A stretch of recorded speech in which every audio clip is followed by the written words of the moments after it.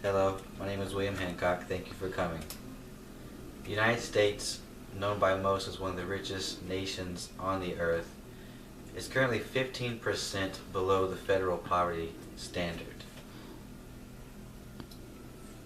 More people are currently in poverty than in any other time in our entire history. My state, North Carolina, in the last decade has gone from the 26th to the 12th highest overall poverty rate.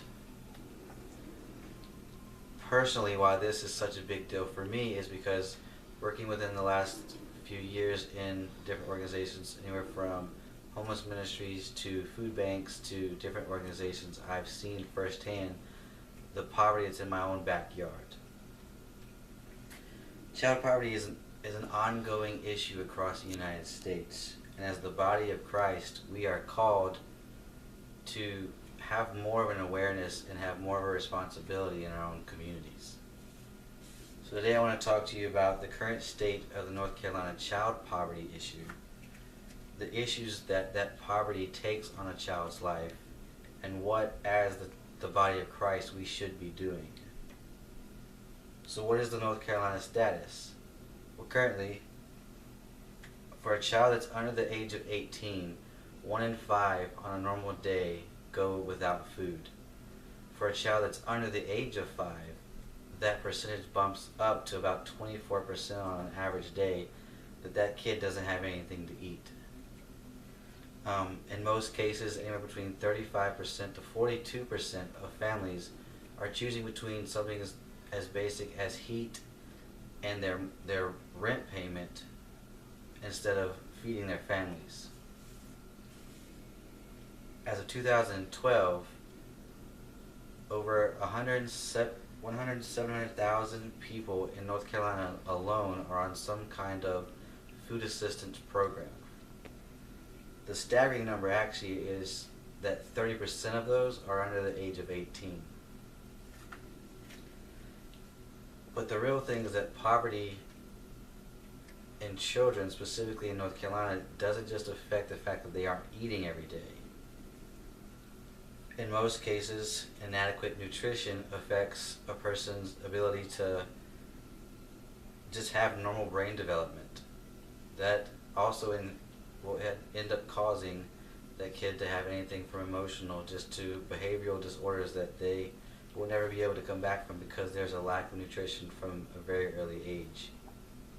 And another thing that could happen because of that is there are some kids who just pursue a life of crime simply because they've lived their entire life without something, that their only attitude toward getting something is just taking it from another person. So how do we become not numb to the numbers and have more of an awareness and more of a responsibility in our communities?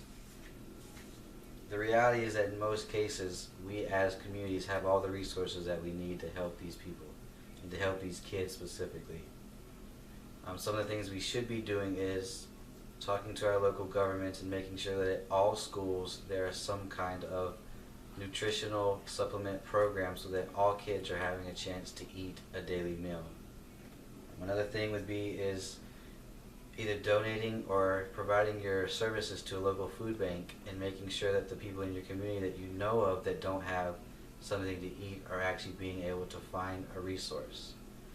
And then lastly, a thing would be is providing community meals. There's corporations in our local community like Anthony's Plot that on every single Monday night are opening their doors to a community meal for anyone who simply just doesn't have the resources. So let's look back and let's see some of the things. Number one, the numbers are too high for the fact that there shouldn't be this many kids without food. It affects them in more ways than just having an empty stomach. And third, as the body of Christ, we're not doing our job if there are families without.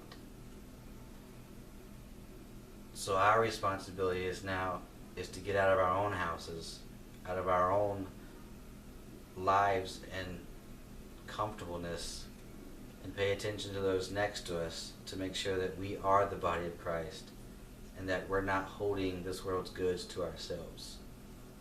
Thank you.